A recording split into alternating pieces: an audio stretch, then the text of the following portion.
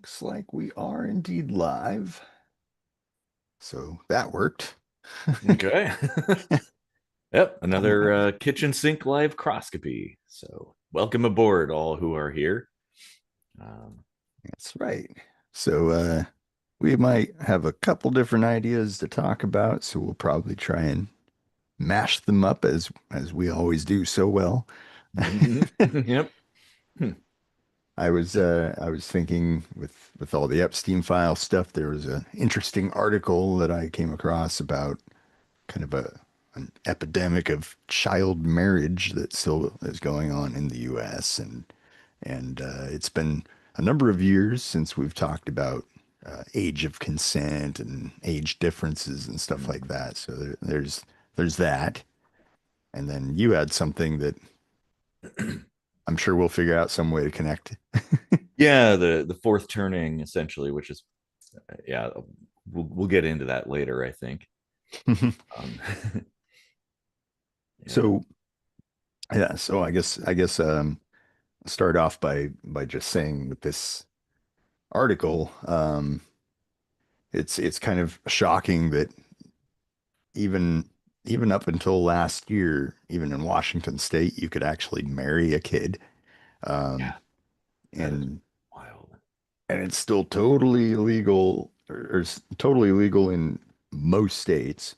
Hmm. And kind of like the top 10 are Nevada, Idaho, Arkansas, Kentucky, Oklahoma, Wyoming, Utah, Alabama, West Virginia, Mississippi. Kind of That's hearing a that little bit of that a that tracks. yeah. Yeah. But it's like, why is that? Why? What's up And with the whole it, like South and marrying kids thing? well, I Like, think it's something that goes way back. It's like a historical thing back when, you know, that was just the norm.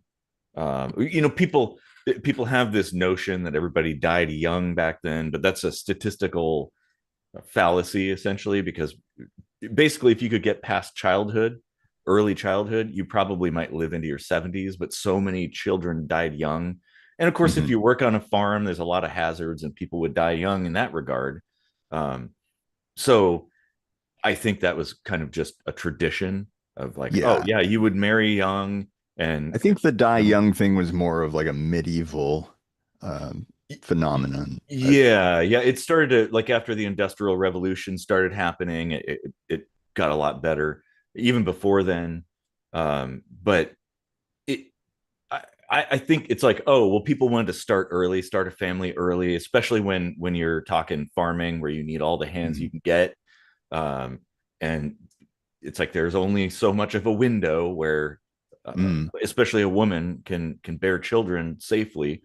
And so I think the idea was, oh well, start early, start as early as you can, so Right. you get a head start essentially. And it's like, okay, that is logical. I don't see a problem with that. And I think back then younger people were a lot more adult than they are today in Well, a way. I was just going to point that out. Like, m maturity doesn't entirely rest upon like a person's chronological age. A No. lot of it has to do with experience and stuff. Now, that Mhm. said, there's absolutely no reason anyone today should be getting married that young because Mhm. we have it way easier now. So maturity is actually taking a lot longer. Mhm. If anything, I would argue for uh, maybe not calling people adults until they're like 25, like, Sure. of course, that might be a third of your life, but you know what? We have a society where that's okay, And like, there's a lot more time for childbirth. Like, we have a lot more options now. So it, yeah, I just, I mean, just because it's legal doesn't mean you should do it. So right. I wonder, like, if you look at the trends over time, I think you'd see like a downward trend in people marrying young like that, because it's socially unacceptable nowadays. I mean, imagine me if I had like a 13-year-old wife. Like, how strange, like the amount of Right. criticism walking around town and stuff I get. that people, so it's like nobody, it's kind of like smoking. Like walking around, it's like I hardly see anybody smoking a cigarette, and when I do, it's just like, Uh, wow, that's weird. Someone's smoking a cigarette, huh? so many people in Germany smoke. It's crazy. It's Really? like a culture shock Mm-hmm. in a way because like all of that kind of got done away with in the US and Yeah, yeah. still Nobody totally like smokes totally now. normally socially acceptable here and Yeah, I think um, France also is pretty smoky. yeah. But as far as like the child marriage thing, it's not like it's pretty minimal, I think, in the US compared to other countries across the world. There are places where it's kind of the norm. It's just like socially accepted. Like, oh yeah, Yeah, I mean, okay, like numbers wise, it's minimal. The shocking part is how many there are in spite yes, of the social yeah, uh, stigmas that are attached to it. And I feel like the part we should not be overlooking is the whole link to the Epstein thing, where even in this article, it kind of points out some of these age differences would be otherwise considered sex crimes, but the Mhm. marriage makes it totally okay. Well, that's what I was going So to say. It's a measure that's of why it's hypocrisy. probably still allowed, you know, Well, like it's it's to open the door for these pedophiles, you know. well, and it's yeah, and it's a measure of hypocrisy because like if you didn't get married and you just had physical relations together, well, that would be Yeah, the state would come down on you. But if you yeah, get married, then all of a sudden it's like, oh, it's okay.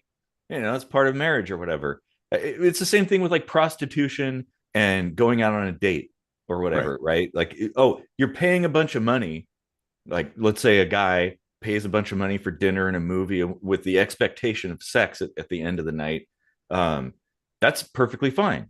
But if you just skip all the buying stuff and just pay the money directly, well, that's not fine. Like, okay, well, that no, like, but they're the same thing, you know. Yeah, Like it's either that's okay or it's not. You can't be like, oh well, but now you add in like a third party into the mix, and all of a sudden uh, it's okay.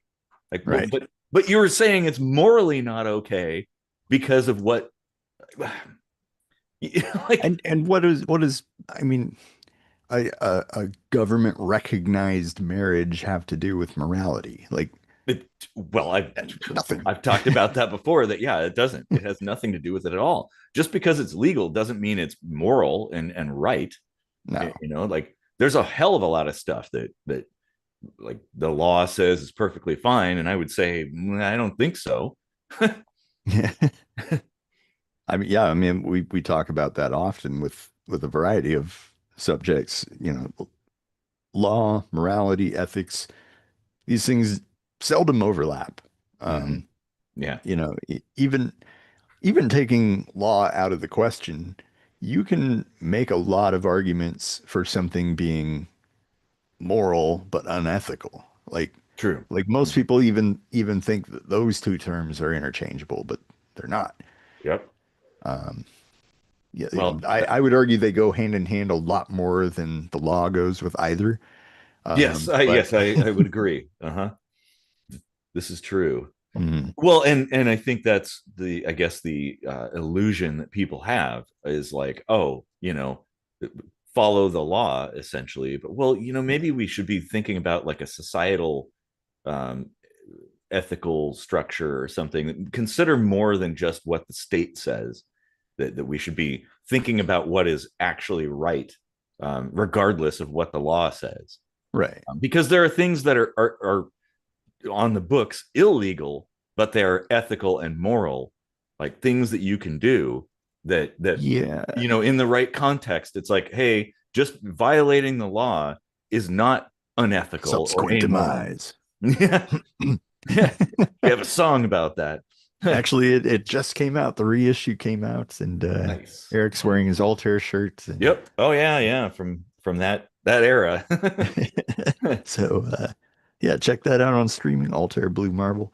But yeah, Mhm. well, the the one thing I actually kind of feel positive vibes toward cancel culture for is I think it is providing a little bit of an ethical framework for society outside of law. Yeah, yeah. Well, and Um, I think it depends. Sometimes it can get a little bit carried away. I yeah. think that's really where the problem lies, but it's always in a state of flux. So it's Hmm. adapting and adjusting kind of to whatever is going on in the culture. And Hmm. so, but it's like, yeah, that is a tool that can be enough people pushing against something can affect change. Yeah. Look at the civil rights movement. That's a good example right there. And it's arguably more effective than jail time. Yes. So, like, Yeah. um, Well, being yeah, ostracized by your like your people, that's a powerful thing. yeah. Like look at certain countries like Japan, for instance. Like the last thing you'd ever want to do is dishonor your family. And here, like in the States, people do that all the time, just completely in a cavalier way. Like, it doesn't really matter because here we don't see that family connection. It's the individual, and Mm. but like that is something to consider. That maybe I don't know. I'd like to see a cultural shift more towards like consideration of everybody around you and the Yeah, decisions that you make and how it impacts people, and that maybe you should be like always that should always be in the top of your mind when you're making, well, not when you're like, oh, what kind of bread am I going to buy, but bigger things that influence, like have influence to the rest of your society. well, um I mean, speaking of like needing to change out of the same old rhetoric over and over again, that kind of plays into the topic you had wanted to bring up. mhm. This fourth turn thing, like cycles of repeating social behavior, let's say, Yeah. and kind of forgetting your history and just repeating it over and over again with Mhm. different actors. Uh, Yeah, well, different generations, it's a generational mhm. cycle. And yeah, the idea, like their initial thing, let me see here, pull up the name so I get it right. Strauss-Howe generational theory. So it's two people, who William Strauss, Neil Howe, who are, they came up with this idea, that there's either events that happen cyclically, or that like society kind of builds to a certain tipping point, and then everything like, and we're actually currently, according to their theory, at that fourth turning point where something big might happen and we'll go back over. And a lot of people are like, oh, it's going to be bad stuff, and it's like, well, sometimes it's bad things, but typically what ends up happening is there's kind of a reset, and things get better. That Mm. oh, we see the error of our ways, and we're like, oh yeah, let's fix that. And that's a good thing. And Yeah. I mean, if you look at the universe, the way the universe and physics works and stuff, everything is cycles. It's loops. Like there is no straight line.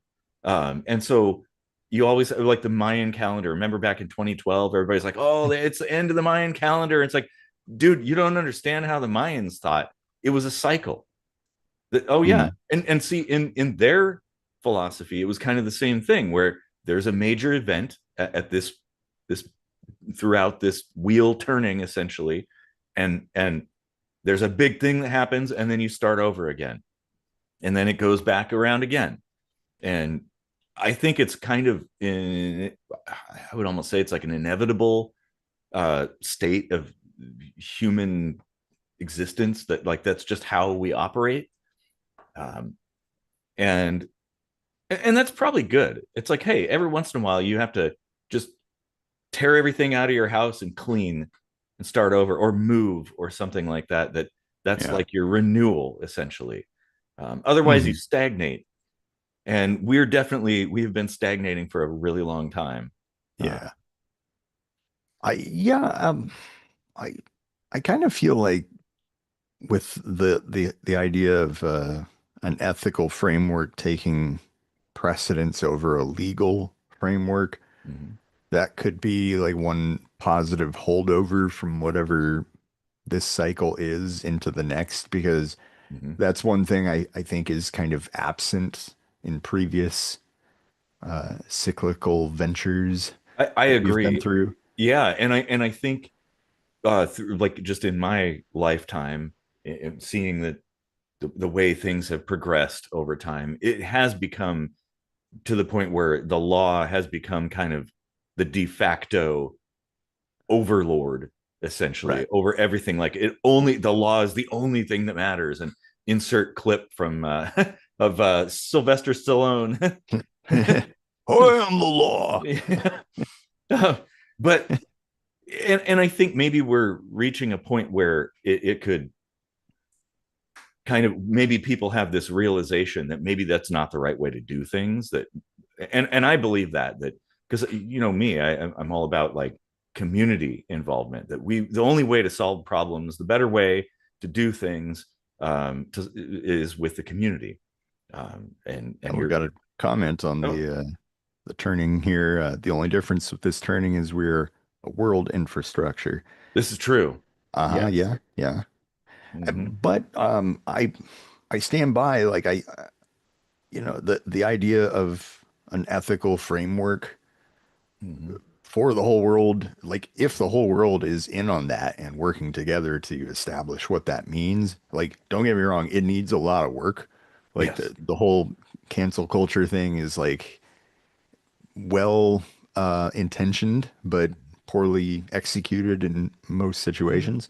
It's Uh, imperfect, but that's fine. yeah, but if you expand that out, and of course there will be some cultural flux, a dialect to the ethical framework, let's say. Mm-hmm. But if you expand that out in a world infrastructure, I think it would actually play a much better role of the law than the law would. Yeah, it would have a stronger influence, I think. Yeah. I think that's what you're getting at. Well, Well, a stronger influence and also like a longer leash. Like, mhm. not, you know, you know, nitpicking at every little detail and Mhm. allowing room for nuance. Yes, Um, that's something that's severely lacking within, like, judicial systems. yeah. That's what It's the also judge. lacking in cancel culture, but Mhm. like it can be worked on. Yeah, yeah, exactly. Well, and Whereas I law is think, law, and it's just like it pretty much stays that way forever. mhm. I think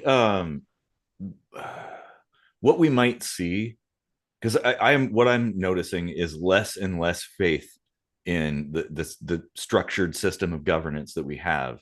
Like, Mhm. everywhere, everybody is, like, kicking back against that, and people don't trust the institutions like the media anymore. They don't trust politicians.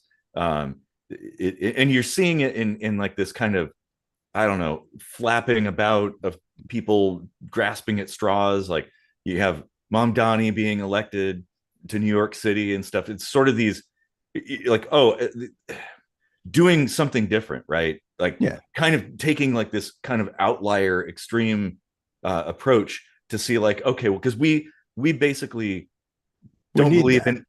in, well, yeah, and I don't know There's that. too much of the same old. Exactly. And I don't believe that he's the solution, but I think that that attitude is the solution.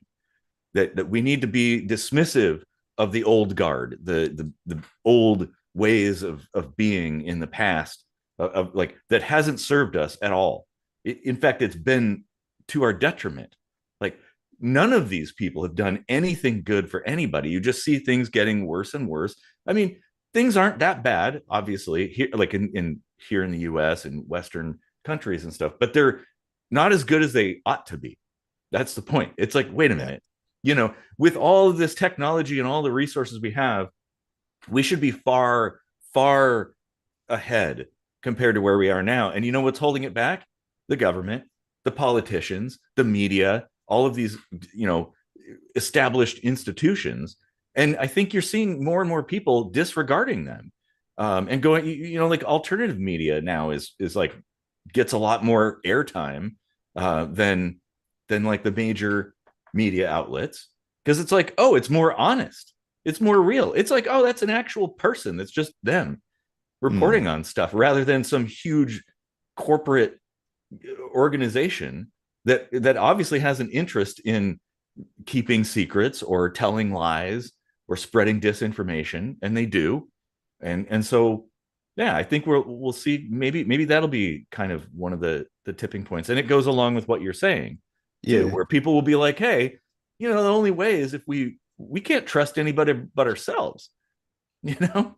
As long as like journalistic integrity is something that is maintained in that, because Mm-hmm.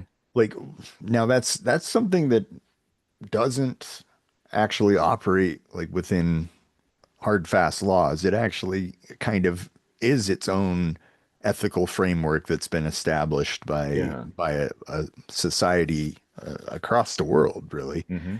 And as long as there's some way of that being self-checking, Mm-hmm. which I don't know that that system is perfect either, because like No. even within established media, you have so much bullshit. Uh, Mm-hmm.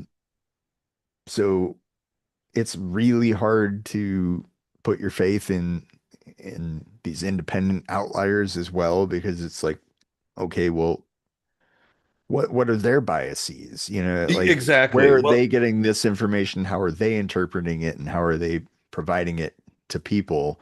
exactly. And Like I think that's all of those things are things that are like you kind of have to learn that, mhm. and be taught that, like, hey, there are certain things that you need to, like, critical thinking skills you have to have, and so on and so forth. Yeah, Um, there's actually kind of a couple different methodologies for detecting bullshit, uh, mhm. and like if somebody's trying to game you essentially, Yeah, and it's pretty simple. But eventually over time you kind of develop a spidey sense, and I'd like to, like you said, I think it does come down to like education where everybody can be aware and their bullshit detector is always active. So yeah, and well, and we have a comment that corruption takes over given time. Yes, yes, it yeah. does, and that's why we have to be vigilant, I think. And I think that's why also things need to be lean and mean and not Hmm. established. That's one of the problems with the media, is it isn't a fluid organization. It's kind of like hard set. Like I remember a friend of mine worked at Adobe, okay, the software company. Hmm. Um, and he's like, dude, you wouldn't believe it. You would think it'd be full of a bunch of young minds and coders and all these developers that like all fresh young people. But he's like, dude, you walk around and it's a whole bunch of old guys, like 60, 70 years old and stuff. And they're making the decisions because they've been making decisions since the inception of the company. Right. Like, okay, well, maybe we need some fresh ideas, some new blood from time to time. We need a reset. Um, and I mean, and that that's all these corporations. That's all these yeah, governments. yes, Like, the government too. Look at Congress hmm. and the Senate and stuff. All these people, like they're all old. They've been there forever. Career politicians and stuff. Like, how is that even a thing? Like, Yeah, it really shouldn't be, but um, yeah, but that yeah, that comes down to changing that is a larger beast. it Uh, is. But then going into what you were saying about cancel culture and the like positive side of it is that people can actually make a decision that veers off course, like from the yeah, current course. I don't remember who it was. I saw some quote from somebody I'm not really familiar with about the idea of like making shame be a little bit more of a regular thing that Yes. we're accustomed to. And Mm-hmm. I think that speaks to what we're talking about. And it's like we really need to leverage the ability to focus shame on people that are doing others wrong. Yeah. Like, Well, and and it and can't be just a handful of people on YouTube or something or TikTok yeah. doing that. It's got to be like overwhelming majority Hmm. of people so that there's no escape from Yeah. that. And that will act as a deterrent against corruption and bad actors and stuff, because like that's the last thing you want is for everybody to know your name and face, and you can't go anywhere, you can't at all without somebody pointing at you and shit talking you and stuff and being like, man, look at that asshole over there, you Yeah. know. Like, Yeah, the scary part about trying to do that to the government is that they have powerful weapons. yes. Namely, like their biggest gun is the the M propaganda 5000. Yeah, Uh, this is yes, this that is true, yes. they can create shame on anybody they want to and Mm-hmm. make it look real. And that's something to keep in mind. Like that's the scary part. Like, Well, it's like the Running Man in a way, yeah. like the original, not the new one. Jesus, but yeah, exactly. They can essentially twist events in a way that appears factual, but puts a particular spin on things to elicit a particular response from Hmm. people. And that comes back to education. Your bullshit detector ought to be well stocked and well tuned, so you can like see this stuff right away. Like it Yeah, should be blatantly obvious when there's propaganda or lies or spin put on things. right, Um, and I'd like to see that kind of thing disseminated more, because that is, like you said, that is their most powerful weapon. right. Um, and but that relies on ignorance of the masses to follow along with that, and that's Yeah. super dangerous. Like, Well, and woof. to kind of tie this in with what we started talking about, like the whole shame that people toss at those who date outside of their decades, let's say, Mm-hmm. like far younger and such. We were talking about child marriage, and that's one thing, like maturity takes time Mm-hmm. and experience and stuff. I mean, like you can see a 17-year-old be quite mature if their parents were killed in a car accident and they have to raise their brothers and sisters or something. Yeah. But if for the most part, like you're having an easy US American life, like you might be 25 and still completely immature. Oh Um, yeah, I know people who are almost my age that are in yeah. that category too, and it's like, man, I that's still don't think crazy. of myself as an adult, but I know, I know. I've I'll got be a gray Toys R Us hair. kid forever, you know. I don't want to Yeah. grow up.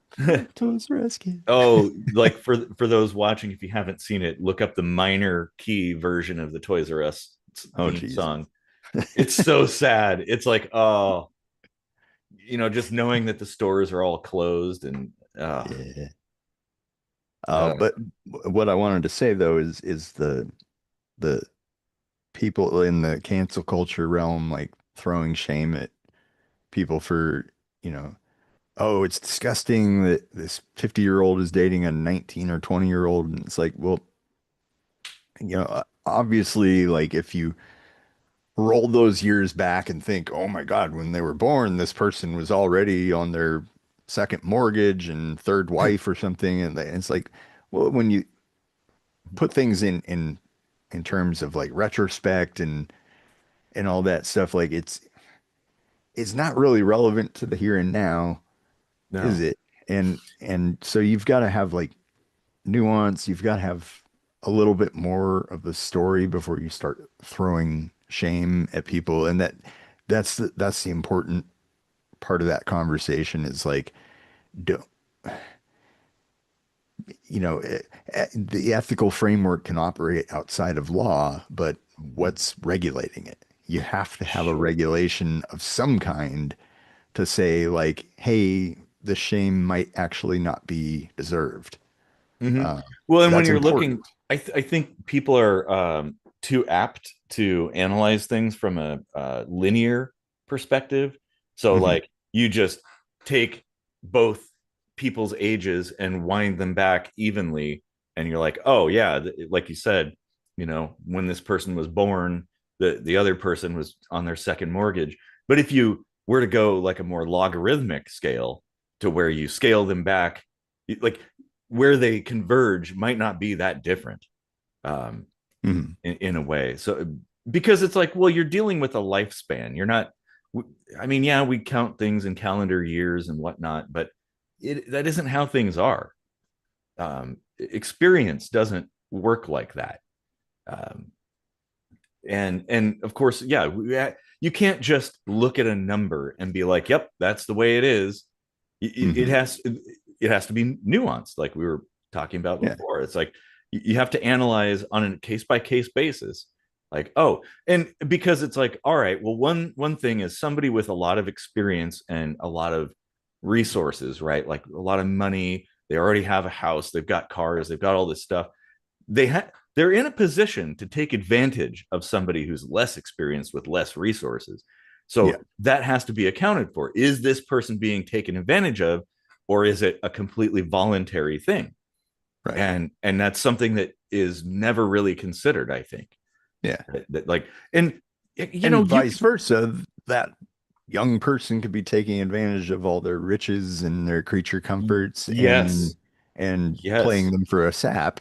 but Uh, exactly, yeah. so who's the victim in that? Like, And you'd never know unless you actually looked and mhm. analyzed. And that's where I think we should be slow to judge.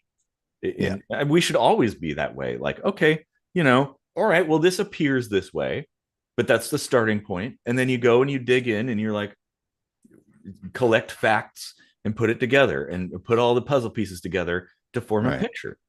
And because And hypocrisy also slips mm-hmm, in there often because yes, when it's Madonna dating a 20-year-old or whatever, then that's okay. That's more power to her, right? Like, yep, well, hang on. yeah, Uh, it's the that same that thing. doesn't Just flip track, you know? flip genders, and why is that suddenly a problem? Hmm. Like, if it's a problem there, it should be a problem here. Like Right. yeah. But, like those things don't automatically trigger a response in my brain. Like I don't automatically see a problem there. And of course, people like immediately jump to these assumptions. Oh, well, they were obviously grooming that person or something. And it's like, well, like what I just said, how do you know it wasn't the other way around? Mm-hmm. Where, like I The even, youth is the person who's youthful is utilizing their youth and beauty and stuff to yeah, entice an older person who may be feeling like they're a little desperate, or maybe they're looking to reconnect with that time in their I past. have a minute my cross to be about grooming in adult relationships. Like you don't even Mhm. have to have a kid in the equation. No, This this no, this happens all the time. it Like does. Yeah. Well, and so. that's where knowledge and education comes in. And I think a lot of this stuff is propaganda. Mhm. The knee jerk reaction to any of this stuff. It's like, well, okay, it's a more nuanced than that. Look at remember how much of a controversy Mary Kay Letourneau. Remember that Yeah, yeah. back in the day, she was an older teacher and hooked up with a student who was way younger, and everybody was freaking out. But it's like they They're still together. yeah. Yeah, like they got married and they have a happy life. And it's like, all right. So I guess my question would be, where is the where is the harm? Yeah. What's the fault with that? Like, I don't think anybody could, because it's like, well, okay, enough time has passed, and if it was that bad, you would see some kind of damage occur, but there Mm. isn't any. Yeah. I think they might have recently got divorced or something, or maybe But I one mean, of them that's a long died. time. Did one of them die? Maybe I, that's a possibility. Yeah. Yeah. But And anyway, like I knew we both know a guy that actually ran into them at a bar and like sat and chat with them and like they're totally nice people. mhm, yeah. Um and because we're all from Washington. Mhm, Um but yeah, like if you just went off of what the media fed you, oh, mhm. what horrible people. Like Yeah. Yeah. it's Oh, and like the younger person is automatically a victim. right, right. And he actually kind of put the moves on her. Hmm. So um, that's Oh, a that's a I can great say example. when I was his age, I would totally. There were some teachers that, Like, yep, just saying, and it would not have harmed me in any yeah, way. I mean, let's talk from a biological standpoint Mhm. for a second here, being that I'm a biologist. Yeah, in that age, like your body is technically ready for that stuff, and your hormones are going to tell you that's what you want, and that's what Yeah. you're going to be driven toward. And now, does that necessarily correlate with your maturity and all this societal mores and stuff that we've No. constructed? No, of course not. But should it automatically just quash it all? Like, Well, and not we necessarily. societally we don't seem to have a problem with people making huge life decisions when they're 18, right? Like that's not a Right. problem. Like you have Right. We one draw a really birthday. hard line there. Yeah. Like, tomorrow, that's okay. Not today. Yeah. Like, oh, you're totally mature to make those decisions now. Mhm. Um, which, and I agree with you that it should be like, hey, maybe you need, we need to look at it from a more nuanced perspective, that people should be encouraged to take their time to work through things and stuff. Yeah. And like, yeah, Well, you you have a should be. child prodigy that goes to medical school when they're like 15, and that's Hmm. okay. You know Yeah. how much of an enormous stress that is for Oh a yeah. 15-year-old to handle? Like, I, Hmm. I I was in college in my 30s, early 30s, and I was just like, oh, Jesus Christ, I don't know if I can do this. Well, and the other thing I think that's often ignored with relationships like that is how it can, like, the positive, the symbiotic side of things. Because if you think about it, when you have this broad age gap, um, it yes, there could be somebody taking advantage of somebody in either direction, Mhm. but also you can have mutual benefit where, like, a symbiotic relationship where like the sum is greater than the parts, where, oh, somebody young and coming up, and they're trying to get their feet on the ground and stuff, and you have this person who's already established, and they can like help guide them, and they're wise and stuff like that. And you also have the youthful energy that can help the older person feel young again, where otherwise maybe they're feeling kind of old and lost or something. So there's benefits there, for all sides. It's like it's case by case. Look at Michael Jackson, like a Mhm. child star Yeah. grows up as one of the biggest adult stars even, Mhm. and If and then not the there's all this, biggest. yeah, and there's all this controversy around like his associations with younger kids and stuff. Now, from a completely objective point of view, from everything we could see, that was all above the board. That was just like a person trying to fill like kind of a traumatic void, connecting them back to their own missing childhood, and they were doing it in, you know, possibly a pretty healthy way. Yeah, well, and it's the only way he knew how, I guess. Like, Yeah, trying to, like, he probably hit a point where he's had all this fame and fortune, and he's just like, whatever. What I miss is, like, I wanted to be a kid. yeah, And it shows. Now, if he had just some kind of concrete compound and brought kids in and hung out, I'd be like, but no, it was like a playground essentially, hmm yeah, where he wanted to have fun. He wanted to be a kid again, because he didn't have that. If you look at his family upbringing, it was pretty harsh. yeah. And so I'll yeah, say he. this, his name hasn't so far popped up in these Epstein emails. So Mhm. like Yeah. if he was a major star with those proclivities, he'd probably have been on that flight Oh, log. for sure. Yeah. Just saying. Yeah. Yeah. So I mean, like I've been, critical and skeptical of Michael Jackson before, but like, given what's unraveling these days, Mhm. not seeing that connection right there actually kind of speaks volumes because Well, and he also led a very private life, so it's like we don't know the facts. All yeah, we have is, like, these, the Inquirer or something saying that, oh, reporting on stuff, and it's like, well, that isn't facts. You can't trust yeah, that. yeah. But of course, we've been propagandized and conditioned to react a certain way to certain things. And so people just, instead of stopping at like, oh, okay, well, that could be sus, and then digging deeper, or if there's no answers, just leaving it at that, they will fill the gaps with things that are not true. Well, now we have Assumptions. AI to contend with. Yeah. So it's like, oh, geez. And Is AI this is is this a also real article that about something that actually happened, or did AI just fucking hallucinate? and the awful thing about that is, so AI, like when it comes to articles and things like that, um it's it's being trained on data that's out there. Okay, well, like say other articles and things, and papers and documents and stuff. Well, so now that more and more AI articles have been created, AI is now referencing its own product. So you can see where the problem is there. It's like, when you dub a tape over and over, like you dub a tape, hand it to your friend, they dub that tape, hand it to their Mhm. friend. Pretty soon it's just like muddy and you can't hear anything, which is why people This is how the Bible came to be. thought. But I mean, that's why people have this notion in their head that cassettes were terrible. Like Mhm. cassettes sounded awful because of that.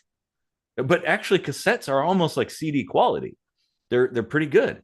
Um, but see, it's the experiences people have, and the word of mouth things going around, and everybody talking about it, and it kind of conditions you to think a certain way. Mhm. Um, and and I see that with this is like we're led to believe that it's black and white, to feed into Michael Jackson, I Michael guess, one of his Jackson, songs, Black or White. Yeah. But that is how people are. That it's like it's it's either this or that. There's no room, there's no wiggle room. There's no room for like there being anything in between. Which if you look at it, there's nothing in the world that's black and white. Everything is a measure of in between. It's all gray. It's shades of gray. yeah. Yeah. Dating yourself. Yeah.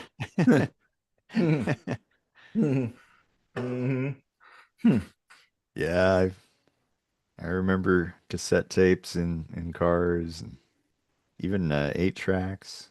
Oh yeah. Yep. I even had a reel to reel in my car. No, I'm just kidding. There was a vinyl, like a record player that they made for cars, which was an engineering marvel, honestly, because how Well, do you yeah, keep it from skipping? Like they couldn't even figure out how to keep CDs from skipping in the 90s. I remember that. right. So somehow back in like the 60s, they made a record player that you could put in. Yeah. Anyway. Um, oh man. I but that is a thing that I think it's an effect that we're all old. Yeah. Yeah. Uh-huh. This is true. Yeah. Well, hey, but the good thing is um the younger generation, like the teens of today, are getting into the stuff that even like before we were a thing. Like typewriters and reel to reels and old radios, tube radios and stuff. Um, Hmm. it's kind of cool. I like Yeah. to see that. Yeah.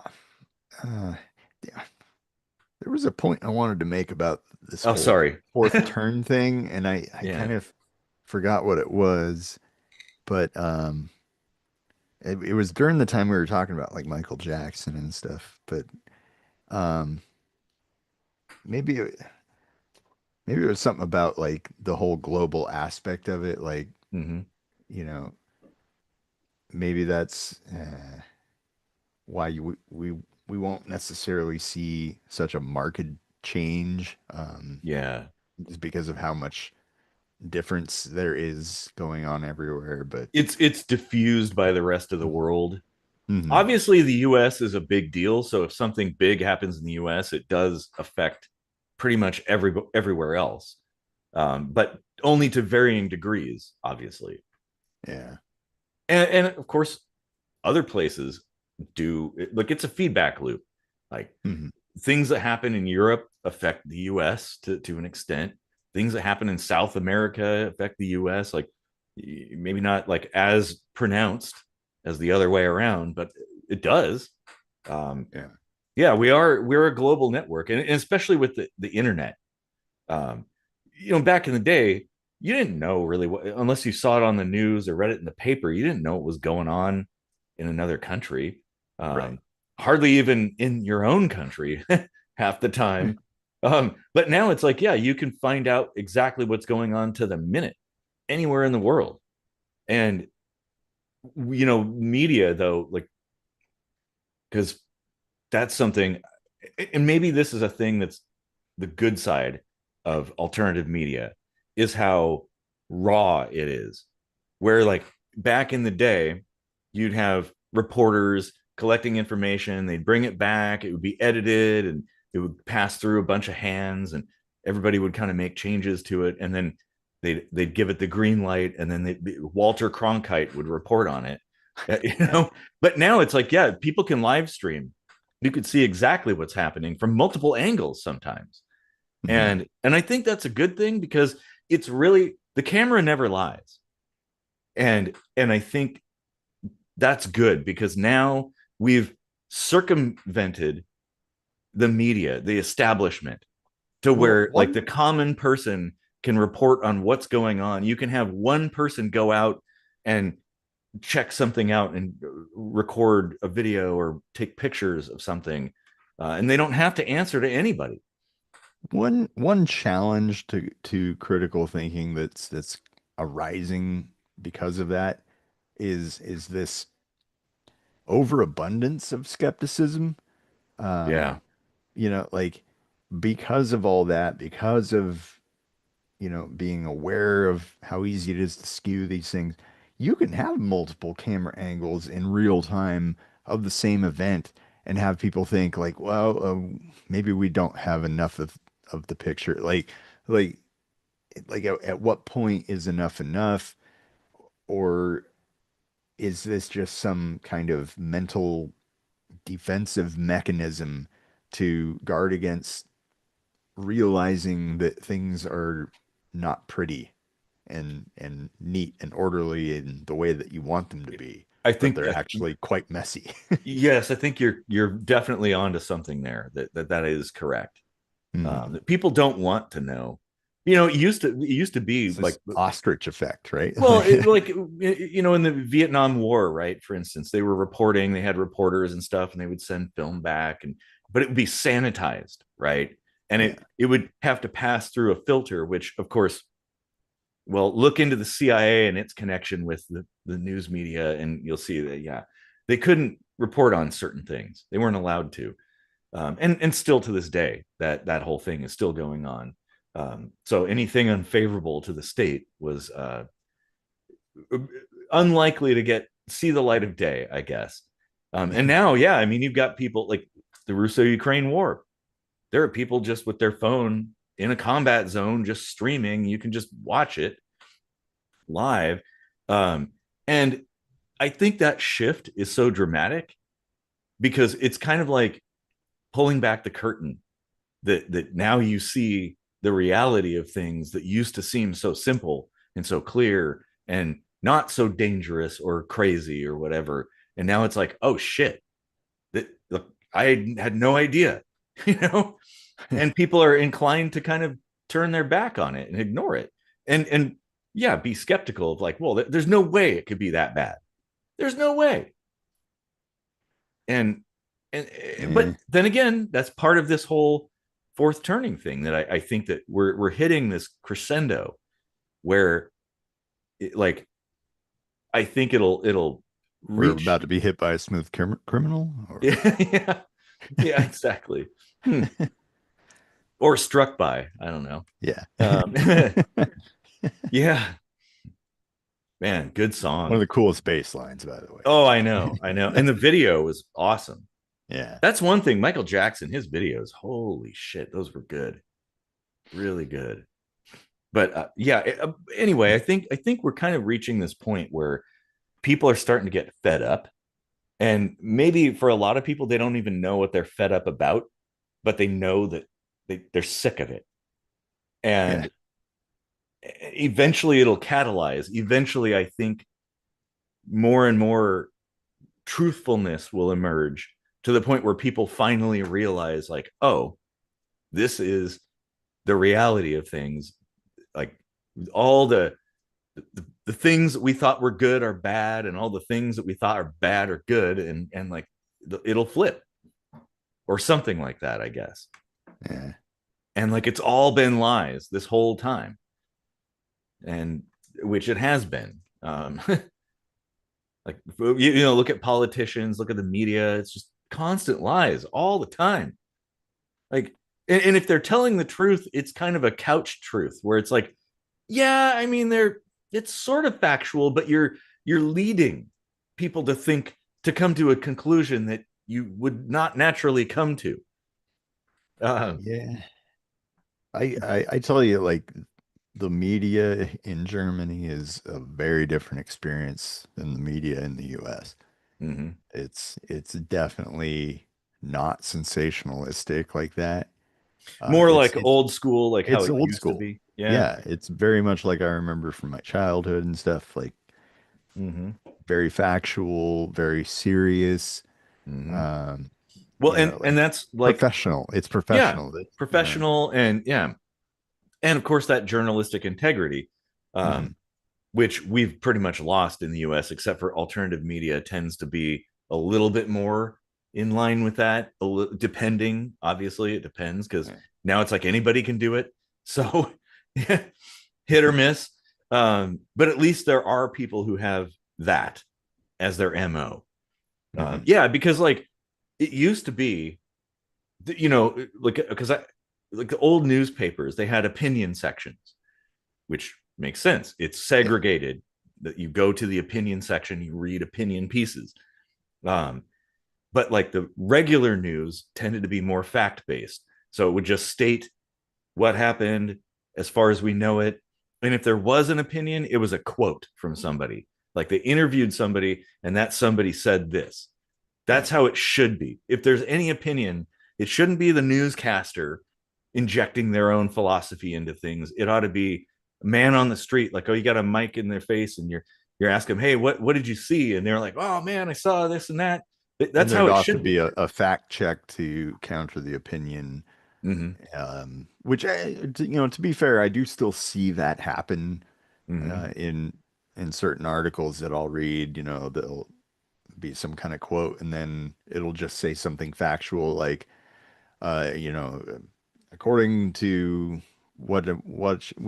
whatever study, like, here's the actual numbers, blah blah blah, or something, Yeah. and then just leave it at that. Like, there's no other spin on it. There's no adjectives thrown in there, and like And what that's that does, refreshing to see. yeah, and that lets the viewer or the reader form their own opinion based on the data provided, as Hmm. it should be, Yeah, as it should be.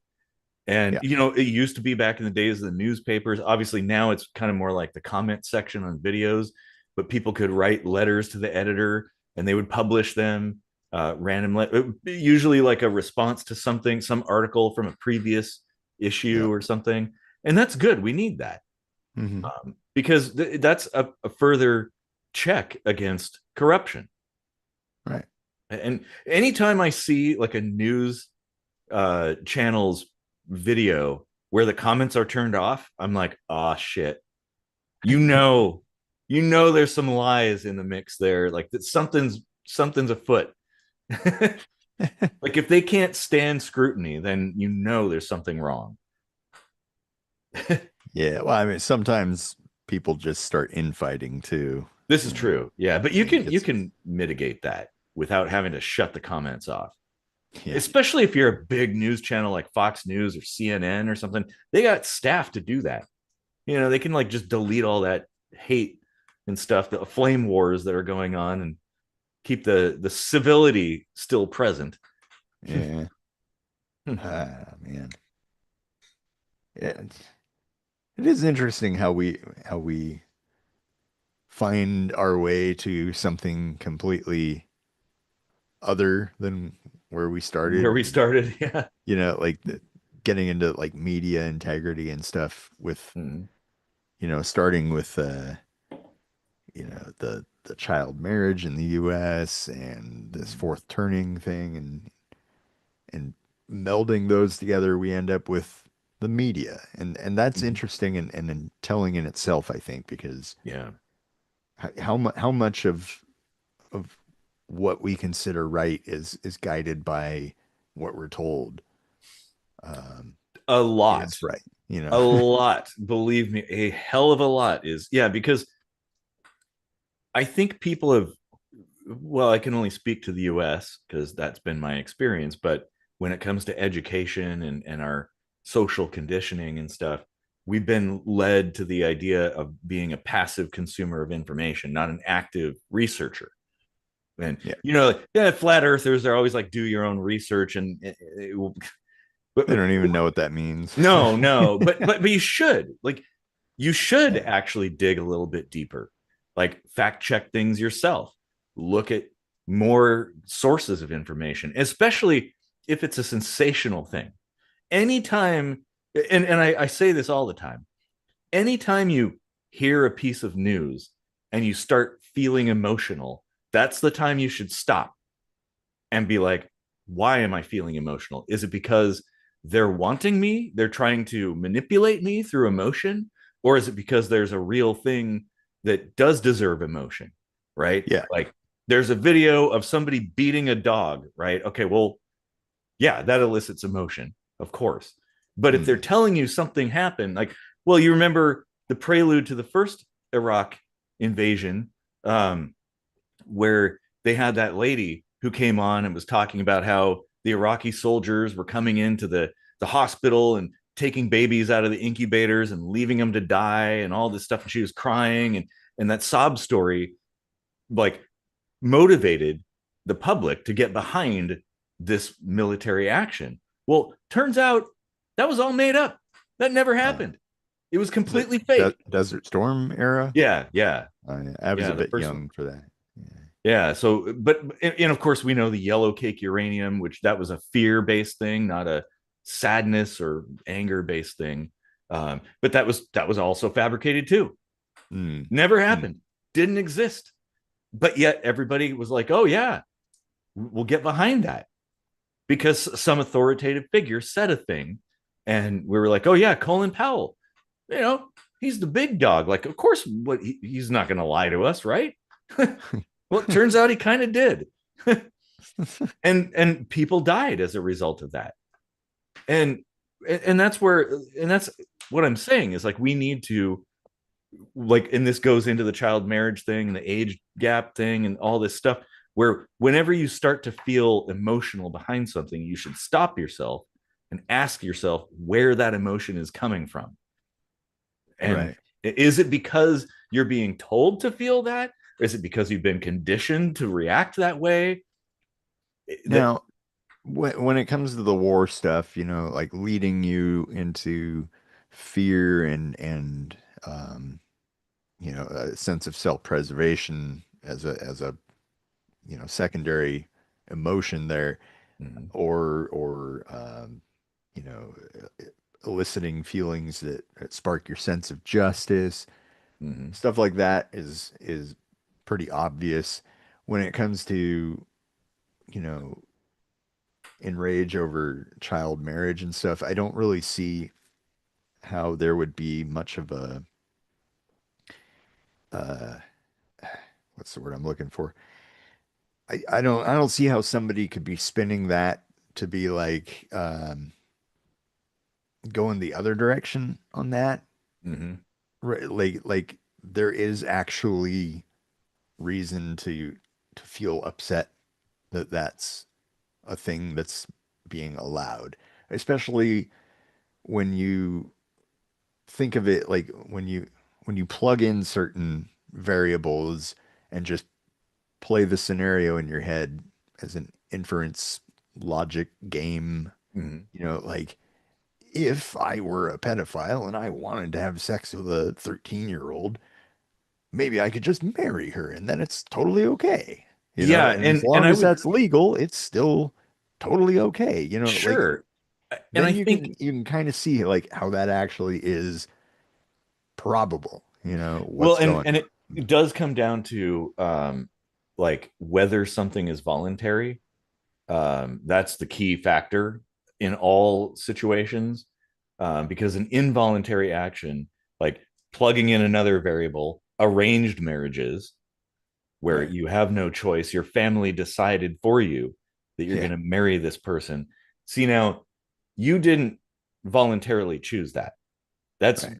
a thing against your will, and you're probably not At wise any enough. age, that's And fucked up. yeah, but you're when you're young, you're probably not wise enough and experienced enough to know that that is wrong. That like you have a choice to not do that. Yeah. And so that right there, that's where it's like, okay, yeah, I take serious issue with that. Now, if it's something completely voluntary and you can analyze it and be like, well, yeah, I mean, that seems like everybody agrees, um, and they're like at least moderately adult enough, uh, mature enough to make that decision, then sure, You I mean, I suppose. mean, would I have gotten married at 16? Yeah. Would Mm. it have lasted? Fuck no. No, Like, it didn't exactly. last even though I waited until, I was 20. Like Mm-hmm. it's barely lasted 2 months.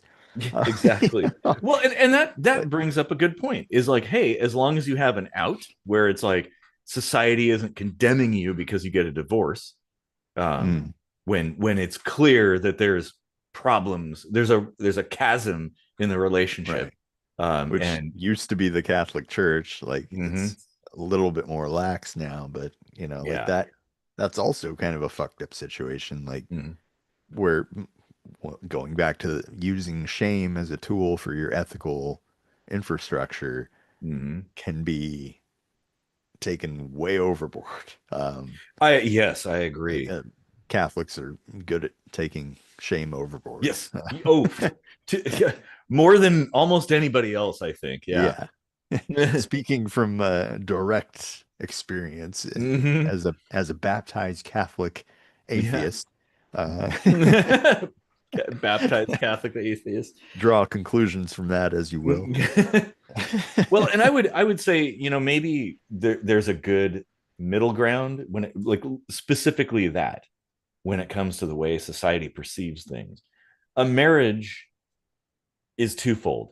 Well, when you have religion in the mix, there's the state side of things, that is the contract, and then there's the church side of things, and Right. that is the, I guess, contract with you and your partner and God, or whatever, your God. Um, and those are completely separate. Like Yeah. obviously the state has no control over God, and theoretically God would have control over the state, but I've never seen God exercise that power ever. um, Well, I I would take it a step further back on both fronts. The state is really just a vessel for societal recognition of mhm, your conjoinment yeah, and your emotional connection to one another. Like that powerful bond is just being kind of funneled through the expressed, religion angle of things. But like yeah, for two non-religious people, like some people are like, why would you even get married if you're an atheist? And it's like, well, it's it's a thing between two people to say like, you know what, like let's go through this together, like, yeah. Well, and you know, signing a contract is a big deal, yeah. apart from the church and all that. Now, I would add, from an atheistic standpoint, the church side would be friends and family. Hmm. That like you want to hold things together because you don't want to disappoint them. And now, of course, there may come a point where you need to go your separate ways because holding it together is actually detrimental to all parties involved. Right. And it should be okay to dissolve that contract and be like, okay, well, and and honestly, it should be I don't know. There's a lot of vitriol when it comes to divorces. A lot of times, people get really feisty, and when it should just be a simple thing, like, okay, I guess cut our losses and we'll divvy things up and go our separate ways. Like, I think if you're in a caustic situation with a partner, um, the wouldn't it be, who cares what material things you come away with as long as you come away with your sanity, right? Like, I just leave me alone. I want like, who cares about the cars and properties? And I mean, as long as you're not being, shafted, I guess. um but you should be able Giggity. to you should be able to come to an agreement apart from the state and the church, to where it's like, oh, okay, well, I guess we'll divvy things up and there you go and see you later, I guess. um I mean, a lot of things do go that way, like fairly innocuous I in guess that nature. circles back to the media, where it's like we really only see divorce court stuff, Right. like the dramatic stuff, right? Hmm. Like, imagine if you went to watch an episode of Divorce Court and it was absolutely chill, and people You were could, like, you yeah, could okay. just go downtown and go sit in on court for a day and watch some divorce proceedings, and Mm-hmm. I bet you anything, most of it's pretty boring. Yes, You know, yeah, yeah. Not, like definitely not worthy of being televised. my first divorce was done through the mail. Did, we didn't go to court at all. Yeah.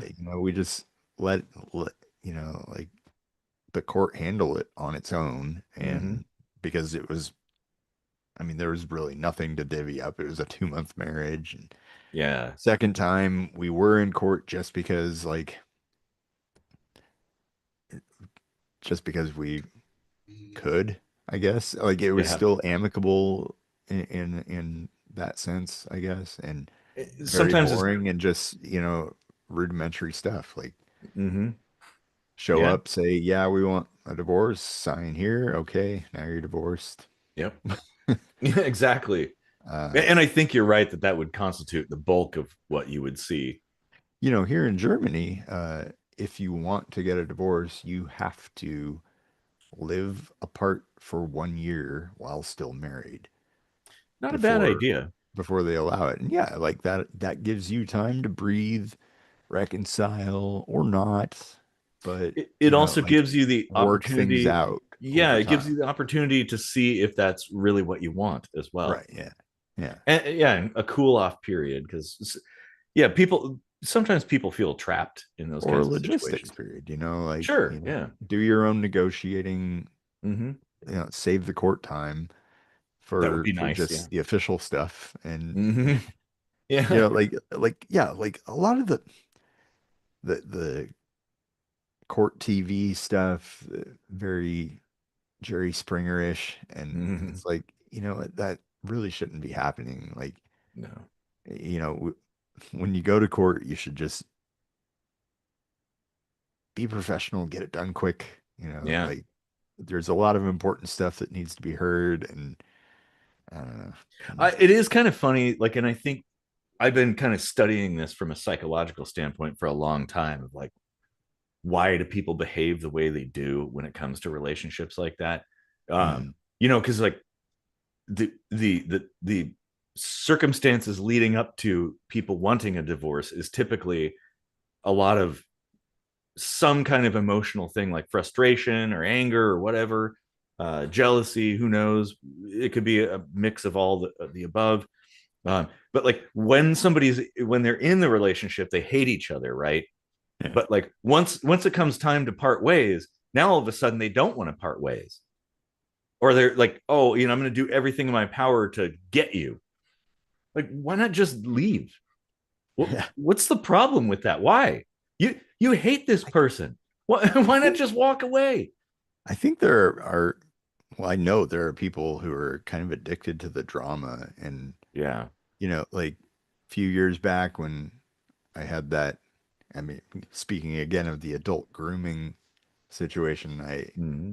I had that very short relationship that was very fast moving, and she had her kids calling me dad, like Mm-hmm. after a couple weeks and stuff, and just totally like manipulating me, Mhm. and then kind of flipped and took me to court for stalking and dragged that shit out. So like the night before every court date, new evidence would show up like, oh, I found a GPS tracker on my car. Like all this Mhm. shit from like a TV show, right? Yeah, yeah. And oh, Hmm. my car was towed and he was wearing a disguise and pretended to be, yeah, and it's like, oh, oh my God.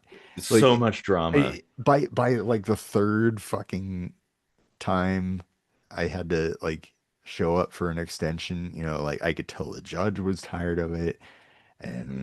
like everyone was just fucking tired of it and she had like a pattern of doing that with guys, like going to Yeah. court with guys and it's like some people get off on that, I guess. They Like they I don't do. understand it, They but do. And also there are people who just put themselves in situations constantly. Like and my one of my rules is beware the person in a state of constant conflict or drama or emergencies, right? Like some kind there's always something bad happening. Like, oh my God, this is happening. The next day it's mhm. that's happening, and oh, this and that. And it's like, you know, most people don't have that. I have a feeling you're just attracting that shit. And Yeah, that's a bad soup to put your spoon in. I'll say that.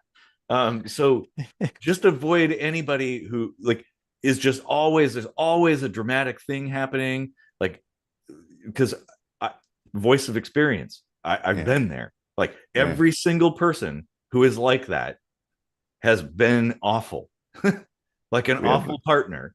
we have a mutual friend on Facebook that often like 99% of her posts are about thirsty guys sending her inappropriate messages and her Mm-hmm. removing them from her friends list. At some point, it's like, why do you keep doing this? Like, Mm-hmm. and like advertising all of the like this is a clear attention grab. Yeah. Like Well, like and you can also analyze things from a pattern recognition standpoint. It's like, maybe it's not the rest of the world that's the problem. Maybe the problem is you. Maybe you're the crazies are problem. real. Totally. Yes. Yep. Been there, done that. Well, I Mhm. mean, one of them at Oh least. yeah. Oh boy. Yep. And they're hard to get rid of. Once they're entrenched, like good luck getting rid of them. Yeah. The one that left my house in a cop car. Yep. So that's the only way. But like it didn't have to come to that. I probably should have been smarter and be able to recognize the signs Hmm. early on. But I was kind of dumb at that age. It's Uh, easier to look back in retrospect and mhm. see these things than when you're actually in the moment and and and that's the thing like to remember is uh critical thinking is important and it it's also important to be forgiving with yourself for forgetting to or kind of doing it incorrectly in the moment because Ignoring the warning signs and carrying on. yeah, Yeah, because from here's the sad reality of reality. You always have just one vantage point at any one given time. this is true. You it's impossible to have two vantage points at the same time. If you're Mhm. reading about or listening to somebody else's vantage point, you have that right then and there, and that's it. Like, you Mhm. know, so how can you actually make these informed decisions in real time? You can't, Well, I know, and especially when it comes to relationships, dating, and stuff, people don't really expose their true self until later on. Yeah, Like they tend to put on a show, a the second or third facade. court date. Yeah, yeah, exactly. So, but like you can definitely, if you're careful and cautious and observant, you can recognize patterns. Um, but that comes with experience. So basically, you have to get your ass kicked a few times before you realize, like, oh yeah, that dude walking down the street, he's probably dangerous. Like I can just tell by the way his shadow moves, because you had your ass kicked so many times. And the same thing, relationships are the same way. It's like when you're young and hopeful and forgiving of uh, errors and issues, um, you tend to look past things until you realize how things really are. And then it's like, oopsie, I made a mistake. Uh-oh, what do I do? How do I get out of this? Um, and hopefully you come out the other side intact and then carry on. But now you have a tool in your tool belt to utilize, another piece of detector kit, essentially. Um, yeah, and I don't know. That's one of the things, like, because we have talked about hyper skepticism. That like you get to this point where you're just like doubting everything, and that's also a bad place to be, because then Yeah, you're so focused on the math, so to speak, that you ignore the experience, right? Like getting to know somebody and having things like that. You're always like, in the back of your mind, you're always like, I don't know, when are they going to snap? um, that kind of yeah, thing. And so that's something you learn over time, I think, to yeah. temper that, and so that it balance, Well, right? take the scientific method, right? Like when when you look at things on a grand scheme, there's Mm-hmm. never an end to the questions, right? Yeah. Mm-hmm. You never actually know everything. However, when you're designing an experiment and you're looking to solve one particular question with an answer, Mm-hmm. and you've gathered enough evidence to answer that one question, of course you've created 20 other questions, Yeah. but those are trying to answer a different question or 20 different other questions, Yes. technically. So it's important to keep those in mind, but to compartmentalize and set them aside and say, okay, I've Yeah. answered this question. I can now uh, make a decision with the information I've discovered based on that, Mm-hmm. and and be able to stop asking the questions Yeah. and make your decision. Like, Exactly. Well, and as I always say, there's no such thing as truth. Truth is not a destination; it's a vector. hmm, And so, like, there comes a point where you're like, okay, this is close enough. Maybe I don't like. I can stop digging and stop questioning and stop doubting. Because that becomes, if you get obsessed with that, it becomes an obsession where you end up in this cycle of never-ending doubt, and where it's like there's no answer, and you keep asking more and more questions, and it's like, okay, just stop. Like, it'll be okay. Just focus on maybe a couple things and yeah, worry about those, and don't worry so much about the little stuff, because the human mind is quite an incredible computational piece of kit. um, but it also gets carried away with yeah, thinking a little bit too much, I think. yeah, um, which then also could be something that some of these people who are problem partners or whatever, they're beholden to that effect as well. And I think that's something that, it goes back to education. I think we need to give people the tools to be able to manage their own minds and their own affairs and things like that. um, so hopefully there's less crazies out there. yeah. And to put yourself into the shoes of these childhood marriages or whatever. Mm-hmm. Imagine you're 13 and trying to navigate these complicated relationship quandaries with the amount of life experience you've gained, like Which wouldn't be that that's, much at that point yeah, in time. like however much, uh, like we've pondered and debated the the lines to draw with things like autonomy and stuff like that. But like there are kind of obvious answers to certain questions, like should a 13-year-old be in a marriage? It's a pretty hard no, I I would would say. say yes. Generally, no. Yeah. I mean, I said yes. I'm agreeing with you. Yeah. The Yeah, yes is yeah. agreeing with you. But yeah, I would say not. Mm, Well, here's the question. Um, at what point can somebody vote? At what point can somebody smoke a cigarette, have a beer? At what point can somebody join the military?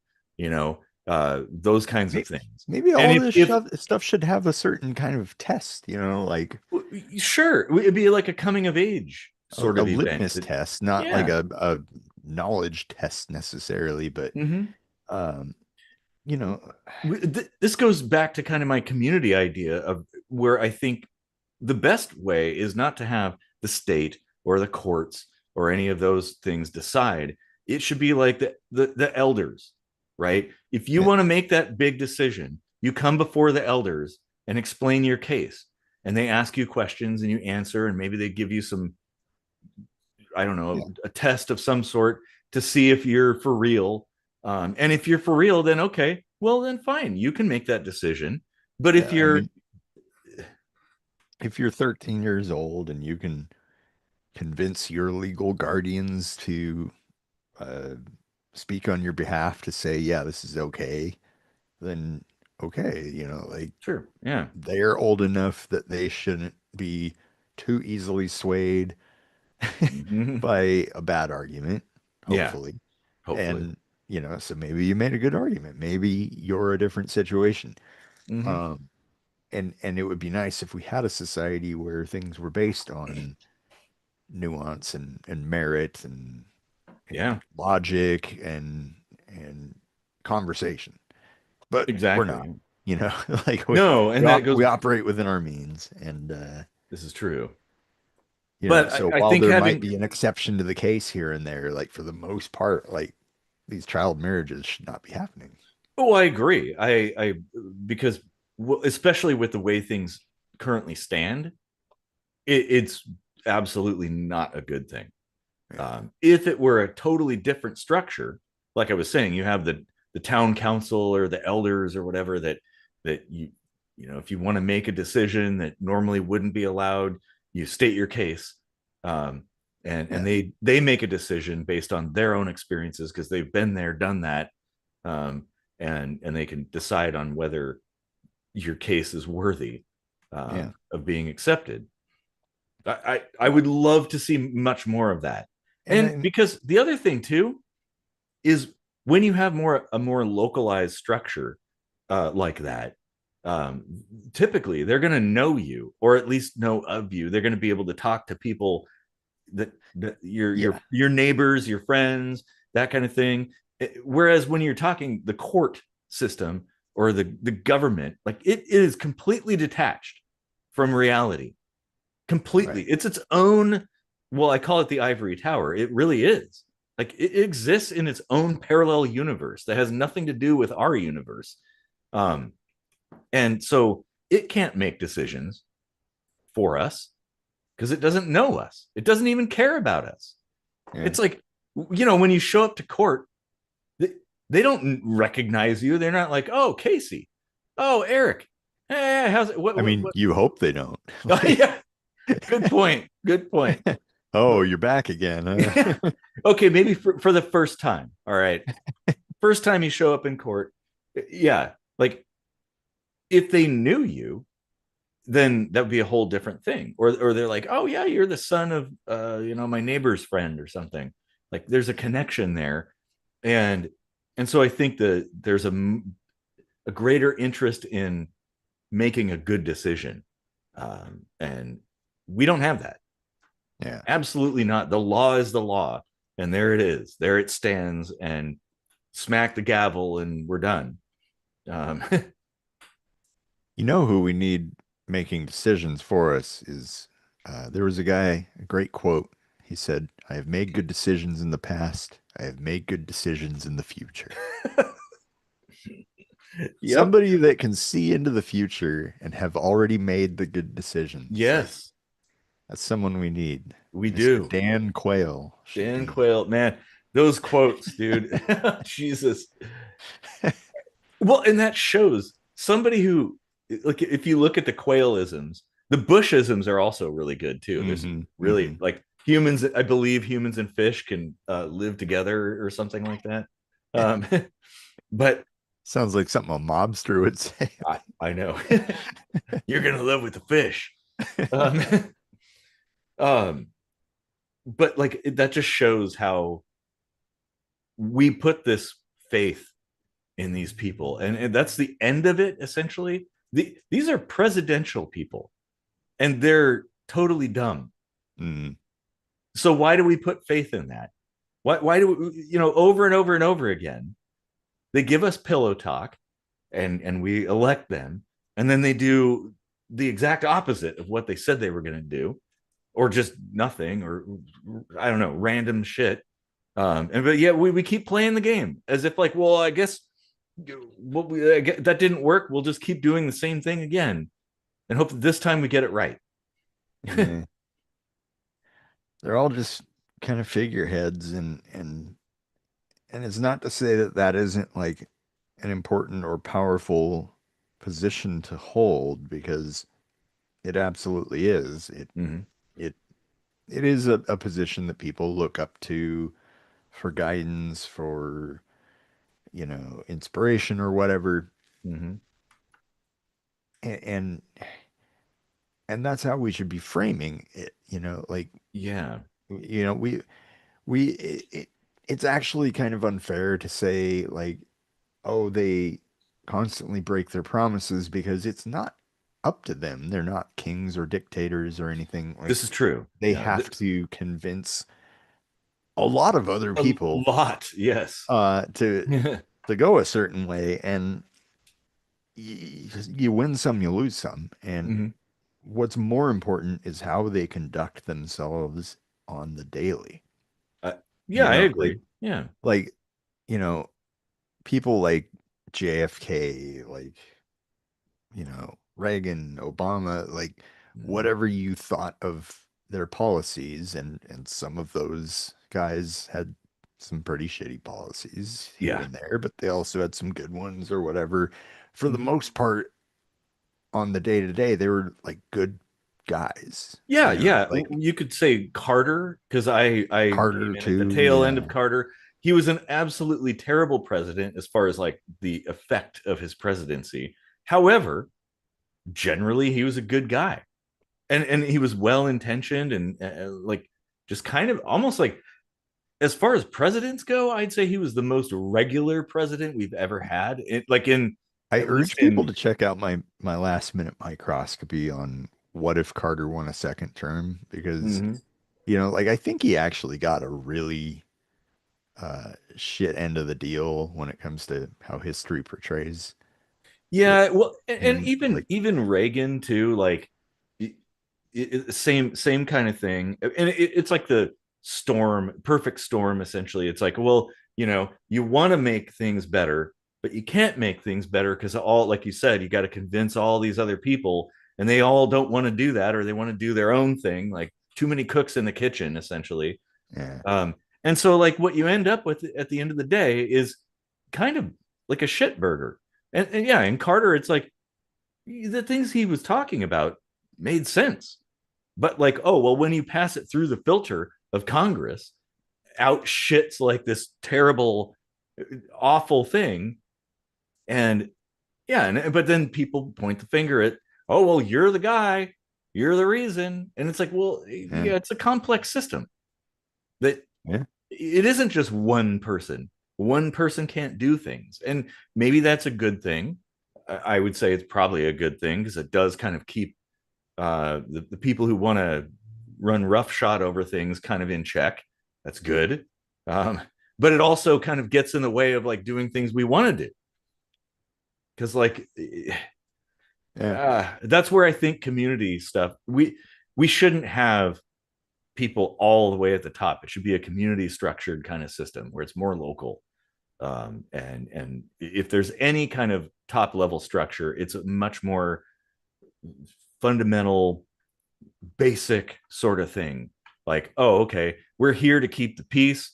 We're here to make sure that, I don't know, people don't invade and take over, and we're here to settle disputes. Simple as that. That's what I'd like to see at the federal level. Like, okay, there you Yeah. go.